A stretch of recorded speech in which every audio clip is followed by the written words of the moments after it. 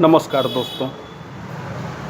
आज मैं एक अद्भुत दवा बताने जा रहा हूँ खर्राटे की, जिसको अंग्रेजी में स्नोरिंग बोलते हैं। खर्राटे लेने वाला इंसान को खुद इसके बारे में कुछ पता नहीं होता, लेकिन जो उसके आसपास या बगल में सोते हैं उन्हें उससे काफ़ी तकलीफ होती है। लेकिन खर्राटे का बैड इफ़ेक्ट शरीर पर है, इससे बचाव ज़रूर करना चाहिए। मैं आपको खर्राटे स्नोरिंग की एक होम्योपैथिक दवा बता रहा हूँ। अर्निका इस रोग की माँ औषधि है।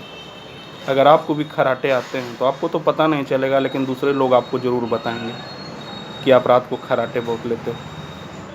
तो अगर आपको भी यह समस्या है तो अर्निका 30 नंबर की दवा कुछ दिन प्रयोग करके उसका असर देखें।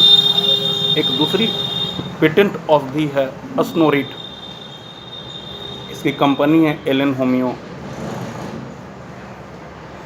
हैदराबाद की।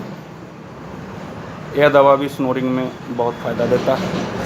अगर आपको भी यह समस्या है तो अर्निका और इस औषधि को कुछ दिन सेवन करके उसका असर देखें।